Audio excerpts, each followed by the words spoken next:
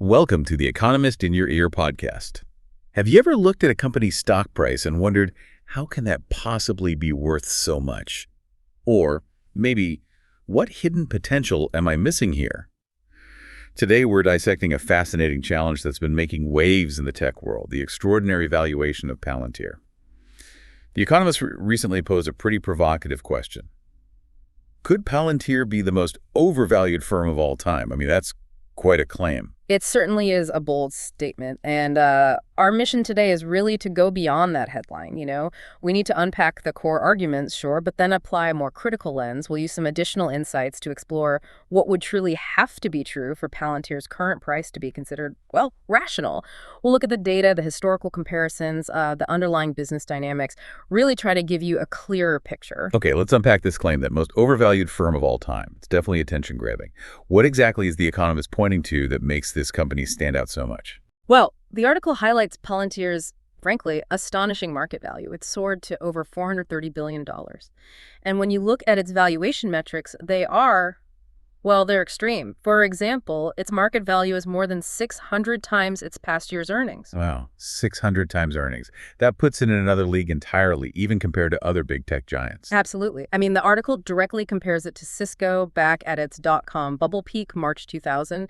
Cisco was valued at over 200 times its annual profit then, which was huge. But even NVIDIA, with its near monopoly on advanced chips, didn't reach that kind of earnings multiple at its peak.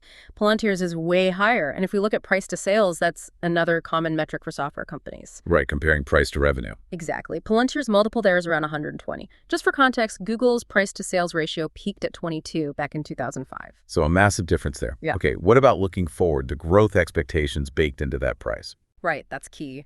The article cites Adam Parker of Trivariate Research. He looked at the enterprise value to forecast sales ratio. So looking ahead, Palantir's score on this measure is now 104. Parker found only 14 other listed companies that had even hit a multiple of 70 since the year 2000. And the largest of those, like MicroStrategy, had a market value only about a quarter of Palantir's. And this historical analysis suggests that most firms hitting these kinds of valuation heights significantly underperform the S&P 500 a year later. Yeah. Their multiples contracted sharply. Okay, and here's where it gets really interesting for me.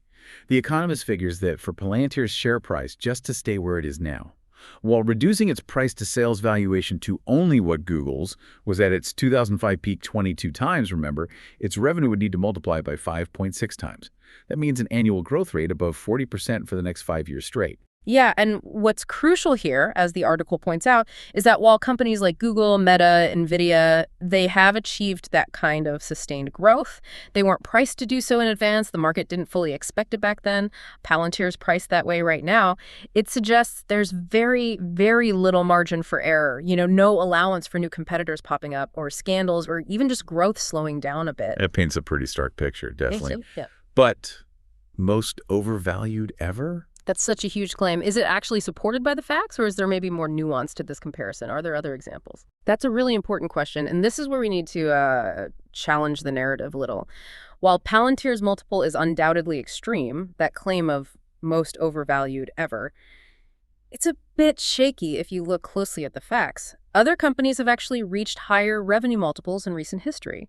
Maybe not at Palantir's sheer size, but in terms of the multiple itself. For instance, Snowflake. Snowflake peaked higher. Its EV revenue hit roughly 148 times, and price sales over 140 times back in 2020-21. Palantir's current EV sales is around 100 times, and ServiceNow, another big software name, saw its PE ratio exceed 900 times in 2020. So Palantir's current valuation, while certainly eye-popping, it isn't historically unique in its extremeness. Not quite most ever. Okay, that's important context. And what about that Cisco analogy? You mentioned it earlier. Is that really a perfect fit for Palantir? They seem like very different businesses. Yeah, connecting this to the bigger picture, the Cisco comparison is pretty imperfect, actually, for several reasons. Cisco back in 2000, that was mainly a hardware company, right? Capital expenditure heavy, running one big product cycle, the internet build-out. Right, selling routers and switches. One-time sales mostly. Exactly. Palantir, on the other hand, it's a software business. It's built around subscriptions. It's sticky. Its net dollar retention, or NDR, in Q2 was 128%. That's a multi-year high. Meaning existing customers spent 28% more than the previous year. That's right. They stick around and they spend more. That's a really powerful dynamic. Plus, No single customer makes up more than 10% of their revenue, so there's diversification. These are just very different churn and pricing dynamics compared to a hardware company like Cisco was. It means the range of possible outcomes for Palantir could be wider, maybe more resilient than that classic bubble story suggests. Okay, so maybe not the most overvalued ever, but the bar is still incredibly high. Let's flip it around.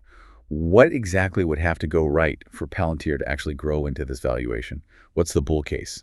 The bull case, it really rests on three main pillars, and all of them require some serious execution and, frankly, favorable market conditions. Pillar 1, defense platform lock-in scales across the U.S. government. This isn't just about winning deals. It's about becoming deeply embedded, sort of like the standard operating system. We've seen some signs. Since February, the DoD expanded Project Maven by nearly $800 million, and the Army just signed a reported $10 billion enterprise software agreement. That's huge. If this kind of standardization spreads, pulling Palantir into programs of record, adjacent agencies, even allies, you could potentially see multi-billion-dollar annual recurring revenue streams. Very sticky, very long-lasting. Right, becoming foundational infrastructure almost, not just another software tool. What's the second pillar? Second pillar, commercial U.S. keeps compounding. We saw their Q2 U.S. commercial revenue grew by an impressive 93% year over year. Huge growth. If their AIP boot camps, these are like quick start programs for their artificial intelligence platform, if those keep converting pilot projects into full production deals and they keep that net dollar retention at or above 120%, then Palantir could really shift from being mainly government focused to a strong two-engine growth story. Commercial becomes a major driver. Okay, government lock-in, commercial compounding, and the third. Pillar 3, margins remain premium. This is crucial. Palantir's Q2 adjusted operating margin was 46%. Adjusted free cash flow margin was 57%. These are truly elite margins for any company, very profitable on an adjusted basis. And adjusted usually means excluding things like stock-based compensation, right? Correct. Which is common in tech, but important to note. Still, even with that caveat, these are top-tier margins. If they can hold these high margins while revenue potentially multiplies by 3 to 5 times, the sheer amount of cash flow generated could, in theory, justify today's valuation faster than skeptics might think. The math could work. So it sounds like they have a clear path, potentially, but wow, each of those pillars has to stand incredibly strong and grow significantly, almost perfectly. Exactly. There's very little wiggle room in that bull case. Now, for the flip side, what are the major risks? What could cause this high-flying valuation to, come crashing down? What's the bear case? Yeah, there are definitely several significant headwinds Palantir faces. Let's look at the bear case. First off, procurement and politics risk. It's a big one, especially with government work. U.S. budgets for AI might be rising, but Pentagon buying is notoriously, let's say, chaotic and politicized. Timelines slip, project scopes change, funding can get pulled or redirected, it's unpredictable. And overseas, you have deals like the NHS data platform in the UK. High-profile stuff carries significant reputational and regulatory risk. Controversy there can slow or even block expansion into really key markets. Okay, government bureaucracy and politics. What else? Second big risk, competition at both ends. Palantir isn't alone here. At the high end, you've got the tech giants Microsoft, Amazon, Google. They can bundle data and AI into their cloud platforms. They could potentially undercut Palantir on price. Squeeze them from above. Right. And in the defense sector specifically, you have companies like Anduril, L3Harris pushing their own platforms. Direct competitors. Then, in the mid-market, there's this growing number of specialized vertical AI startups chipping away at specific niches. And the critical point here is, none of these competitors needs to beat Palantir outright. They just need to slow its growth enough to deflate that huge multiple. Right, just introduce enough friction or doubt. Exactly. We saw a similar thing happen with Snowflake's multiple compressing. Market darlings can fall back to earth quickly if growth hiccups. And you mentioned a third risk earlier. Yes, the third one is more subtle but important. Accounting optics, how the numbers look. Palantir, like a lot of tech firms, uses non-GAAP metrics. Adjusted earnings, adjusted cash flow. These exclude things like stock-based compensation, maybe some one-off expenses. It gives a view of operations, but it's not the full picture, according to standard accounting. Right. GAAP profitability is improving for Palantir, which is good, but if stock-based compensation starts creeping up, maybe with lots of new hiring or big option grants, then the actual equity value building up for shareholders could slow down, even if those headline-adjusted numbers look strong. It's something investors need to watch carefully. Okay, so a lot of moving parts. High potential significant risks. Definitely. And given all these variables, it might be helpful to move beyond just saying, overvalued or not overvalued. Maybe think about it like a cleaner investor rubric, almost like a traffic light test for tracking Palantir's performance going forward. A traffic light test. That sounds practical. Like a way for listeners to gauge the situation themselves as news comes out. How would that work? Yeah, exactly. Let's break it down. Green, yellow, red. So green signals would be if things are going really well, if those big DoD, Army, Maven-style frameworks really take hold and spread across government. That lock-in is happening. And at the same time, U.S. commercial revenue stays consistently strong, let's say 60-80% year-over-year growth through 2026. Plus, you'd want to see that net dollar retention staying at or above 120%, adjusted operating margins holding around 35-40% or higher, and crucially, backlog and remaining performance obligations should be growing faster than revenue, signaling future growth. We saw some good signs in Q2, the 128% NDR, 46% adjusted op margin. So some green shoots, maybe. This is the executing flawlessly scenario. Okay, so green is full speed ahead, hitting all the marks. What's yellow? Yellow indicates a slowdown. Caution. This would be if growth decelerates noticeably, maybe down to like 25-30% year over year, even if margins stay pretty good. In that kind of scenario, the valuation multiple would likely compress quite a bit. It would probably move toward other top-tier software as a service companies, maybe in the teens to 20s for enterprise value to sales. That's where elite peers have often settled historically, post-peak excitement. Still a good company, just not justifying that extreme multiple. Right. Still growing, still profitable maybe, but not living up to the hype priced in. And there we go. Red signifies significant setbacks, real problems. This would be if that government procurement process slows dramatically, or big contracts get clawed back because of politics or performance issues, or if commercial win rates start fading noticeably, maybe competition is really biting. And particularly if those major health or sovereign data deals like the NHS one get blocked by controversy or regulators, that would be a big blow. In that red scenario, you risk a kind of snowflake-style multiple round trip.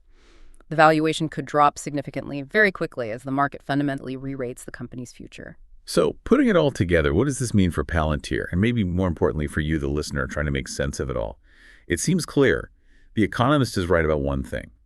The bar is set incredibly high. Today's price really does assume sustained massive growth with premium margins for years. Exactly. The expectations are just huge. But as we discussed, that claim of it being the most overvalued ever, it isn't quite fully supported by recent market history. There have been other extremes. What's truly fascinating here, I think, is that and it's a big if Palantir can successfully turn its current pipeline, especially in government, into those standardized multi-agency platforms, and if it can continue that compounding growth in U.S. commercial with strong net dollar retention, then yes, its current multiple can potentially be rationalized down the road. The scale is there. However, if they stumble on those hurdles, procurement, competition, execution, then the more probable risk isn't necessarily that the whole idea of enterprise AIs lapses, but rather that Palantir sees a significant multiple compression, just like we've seen with other former market darlings when reality didn't quite match the sky-high hopes. It really brings up a core question for you, our listener, doesn't it?